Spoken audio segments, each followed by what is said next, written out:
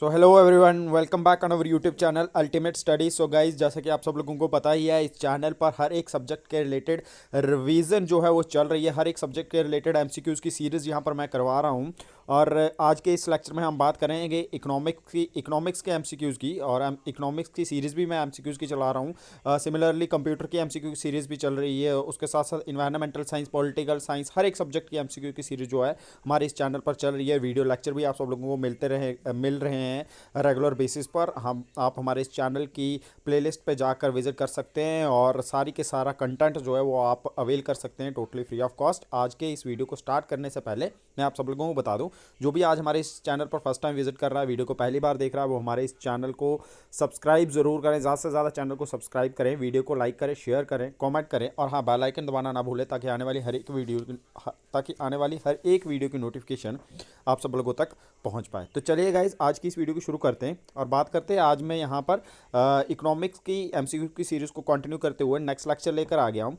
तो चलिए आज के पहले एमसीक्यूज़ की बात करते हैं। और पहला एमसीक्यू है आज हमारा, if as a result of rise in price of good X demand for good Y increases, then what is the relationship between these goods. कहते हैं कि अगर ऐसा हो जाए कि अगर ऐसा रिजल्ट आ जाए जिसमें rise of price of good x हो जाए, तो डिमांड फॉर गुड वाई जो होती है उससे क्या हो जाता है, उसकी डिमांड बढ़ जाती है।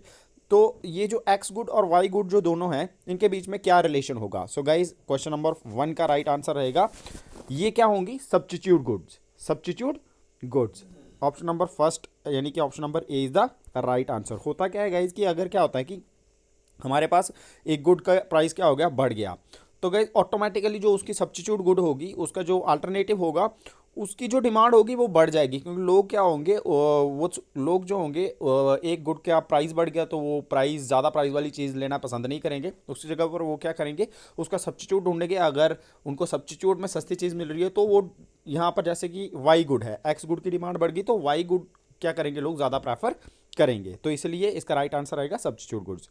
Then question number second is the demand curve always slopes. जो डिमांड कर्व होती है उसकी जो स्लोप होती है वो हमेशा कैसी होती है, demand curve. Question number second का राइट आंसर रहेगा, it is downward. Option number A is the right answer. Then उसके बाद हम बात करते हैं, law of demand applies to. Law of demand जो होता है वो कौन सी गुड्स पर अप्लाई होता है, नॉर्मल गुड्स पर, गिवन गुड्स पर, आर्टिकल्स ऑफ डिस्टिंक्शन या फिर ऑल ऑफ दीज। तो लॉ ऑफ डिमांड जो होता है वो अप्लाई होता है हमारी normal goods. Then the option number A is the right answer. चलिए उसके बाद हम बात करते हैं, inferior goods are those whose. कहते हैं कि इंफीरियर गुड्स कौन सी होती हैं। तो इंफीरियर गुड्स, क्वेश्चन नंबर 4 की बात करते हैं, तो इंफीरियर गुड्स कौन सी होती है, demand fall with rise in income and, या फिर demand rise with fall in income, या फिर demand is not influenced with change in income. तो इसका राइट आंसर रहेगा बोथ ए एंड बी। इसका राइट आंसर रहेगा both A and B. Inferior goods वो गुड्स होती हैं जिनकी जो डिमांड होती है वो राइज इन इनकम के साथ क्या होती है, बढ़ती है, और साथ साथ में डिमांड राइज होती है विद फॉल इन इनकम। तो इसका राइट आंसर रहेगा ऑप्शन नंबर डी। चलिए उसके बाद हम बात करते हैं क्वेश्चन नंबर 5 की, shift in demand curves mean. कहते हैं कि शिफ्ट इन, जब डिमांड कर्व शिफ्ट होती है तो उसका मतलब क्या होता है, shift in demand curve means. तो क्वेश्चन नंबर 5 जो है हमारे पास, क्वेश्चन नंबर 5 का राइट आंसर रहेगा हमारे पास option number C, that is change in demand without any change in price. तो क्वेश्चन नंबर 5 का राइट आंसर रहेगा option number C. Option number C is the right answer. चलिए उसके बाद हम बात करते हैं क्वेश्चन नंबर 6 की। तो क्वेश्चन नंबर 6 की अगर हम बात करते हैं तो हमारे पास क्वेश्चन नंबर 6 है,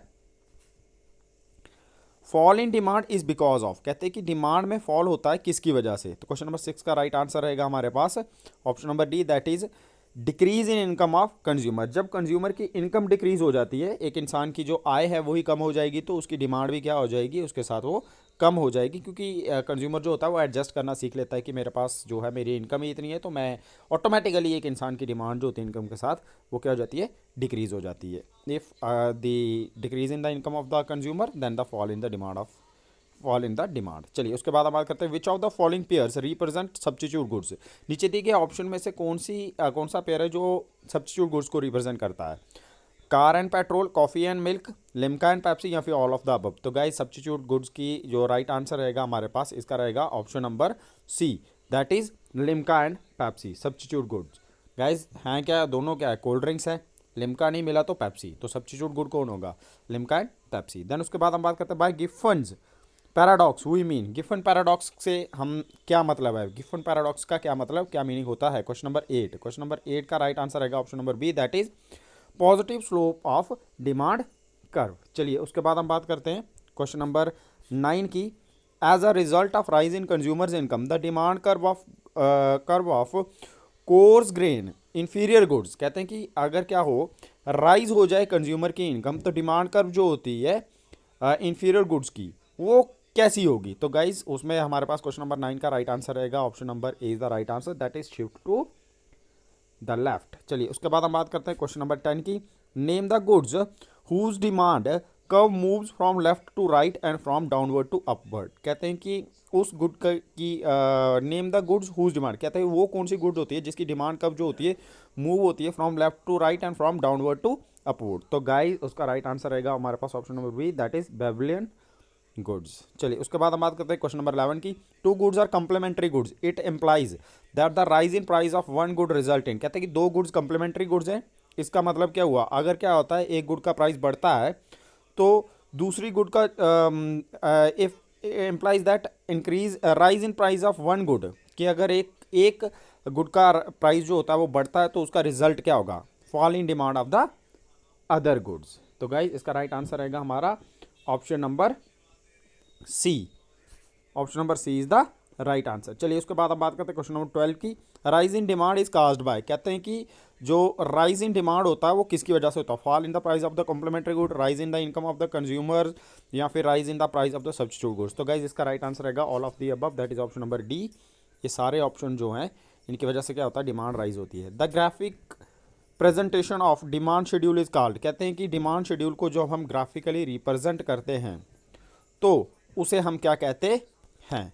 तो गाइज हमारे पास क्वेश्चन नंबर 13 का राइट आंसर रहेगा option number the demand curve, जो ग्राफिकल प्रेजेंटेशन होती है डिमांड शेड्यूल की, उसे हम क्या कहते हैं, डिमांड कर्व। तो option number B is the right answer. चलिए उसके बाद हम बात करते हैं क्वेश्चन नंबर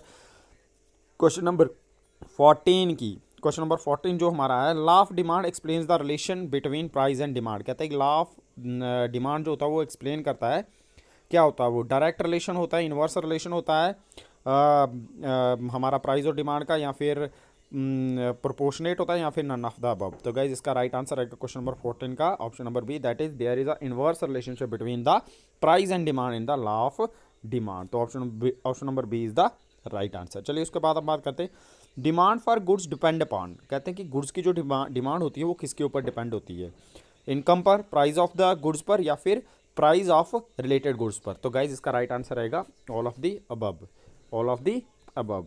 जो डिमांड जो होती है, डिमांड फॉर गुड्स जो होती है, वो डिमांड जो होती है वो डिपेंड करती है, इनकम पर भी डिपेंड करती है, गुड्स की प्राइस पर भी डिपेंड करती है, और रिलेटेड गुड्स के प्राइस पर भी डिपेंड करती है। तो चलिए गाइज इसके साथ ही आज के इस लेक्चर में हम यहीं पर रुकते हैं। आज के इस लेक्चर में हमने 15 क्वेश्चन जो है वो डिस्कस किए, बहुत इंपॉर्टेंट क्वेश्चन है ये इकोनॉमिक्स के। और नेक्स्ट वीडियो भी जो होगी, नेक्स्ट लेक्चर भी कंटिन्यू बेसिस पर आप सब लोगों को इस चैनल पर मिलते रहेंगे, और कंटिन्यू हर एक सब्जेक्ट के रिलेटेड एमसीक्यूज़ भी यहाँ पर इस चैनल पर मिलेंगे, और वीडियो लेक्चर्स भी मिल जाएंगे। एमसीक्यू सारे के सारे सब्जेक्ट्स के यहाँ पर करवाए जा रहे हैं। स्पेशली आने वाले हमारे जो जेकेपीएसआई के एग्ज़ाम है, वीएलडब्ल्यू का एग्ज़ाम है, फाइनेंस अकाउंट असिस्टेंट का एग्ज़ाम है, इन सब के लिए ये बहुत ज़्यादा इंपॉर्टेंट जो है ये सीरीज साबित होने वाली हैं। तो यहाँ पर रिवीजन जो है वो बहुत बढ़िया से कर सकते हो आप, इसलिए ज़्यादा से ज़्यादा हमारे इस चैनल को सब्सक्राइब करें, वीडियो को ज़्यादा से ज़्यादा शेयर करें, लाइक करें, कमेंट करें, और हाँ बेल आइकन दबाना ना भूलें, ताकि आने वाली हर एक वीडियो की नोटिफिकेशन आप सब लोगों तक पहुंच पाए। तो गाइस चैनल को ज़्यादा से ज़्यादा सब्सक्राइब करें, डू सब्सक्राइब दिस चैनल। तो आज की इस वीडियो में यहीं पर रुकते हैं, थैंक यू।